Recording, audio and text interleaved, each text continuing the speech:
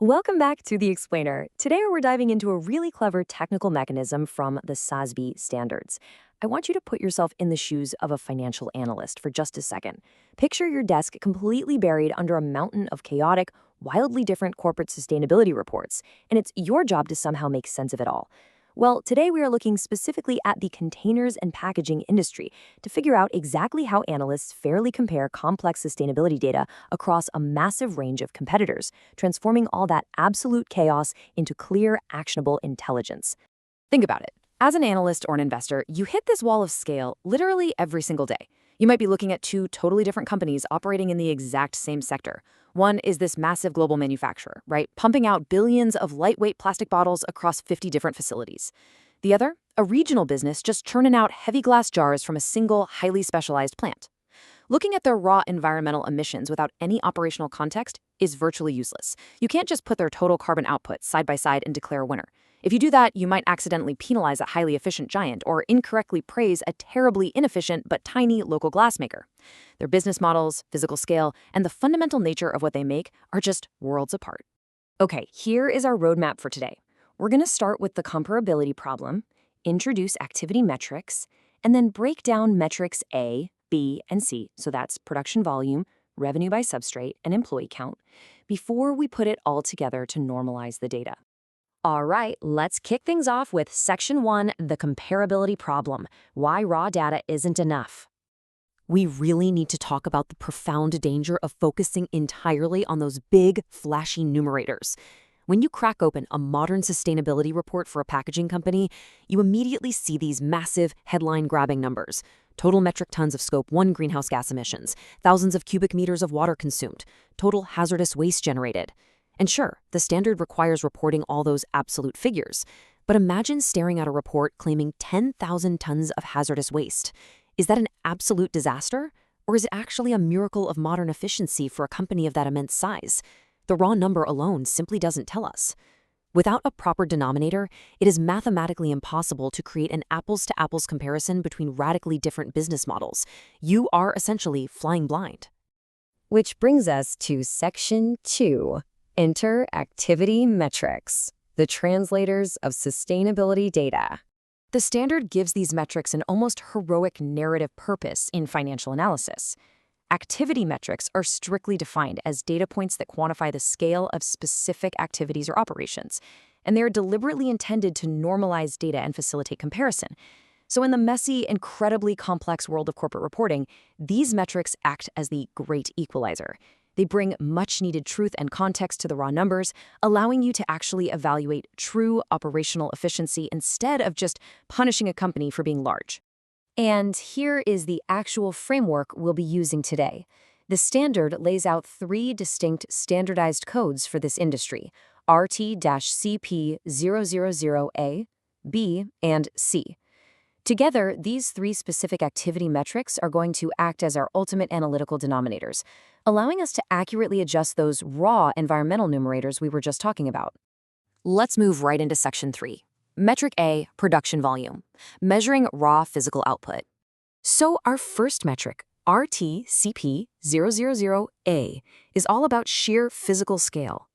This rule requires a company to report the total weight of what they produce, strictly measured in metric tons. Physical weight is basically the absolute baseline of manufacturing impact, right? It tells you how much physical matter a company is actually pushing out the door. But it doesn't stop there. Crucially, they must break that total weight down by the specific material, or substrate, that they're using in their manufacturing process. Now, the crucial point here is that the standard mandates tracking 4 incredibly specific substrates: paper or wood fiber, glass, metal, and petroleum-based substrates, so your various plastics and polymers. Why does this detailed breakdown matter so much? Well, because you simply cannot treat a ton of corrugated cardboard the same way you treat a ton of heavily processed petroleum-based plastic. Producing a ton of glass requires melting sand at intensely high temperatures, creating a vastly different energy and water footprint than, say, pulping paper.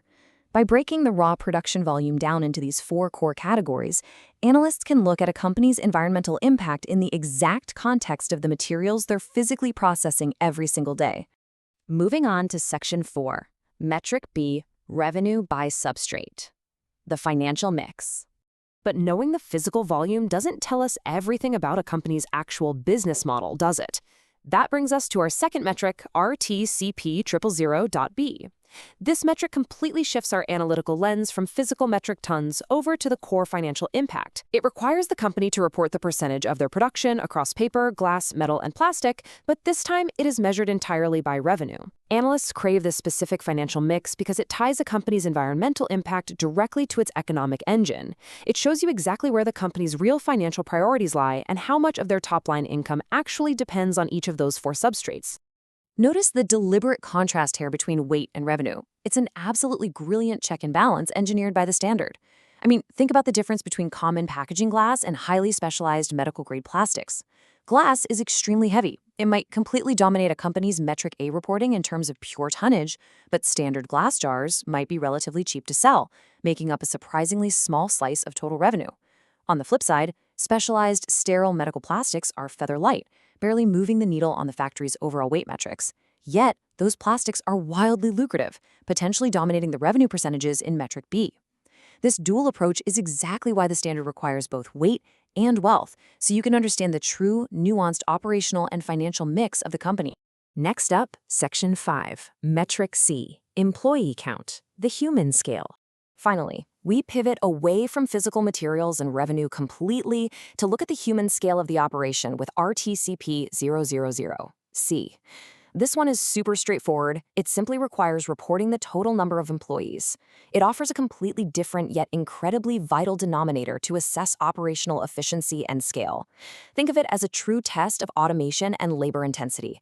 For example, if Company A and Company B produce the exact same physical output of metal packaging, but Company B requires an army of workers, say triple the workforce, to achieve that exact same output, you've just uncovered a massive difference in operational intensity, overhead, and potential safety exposure.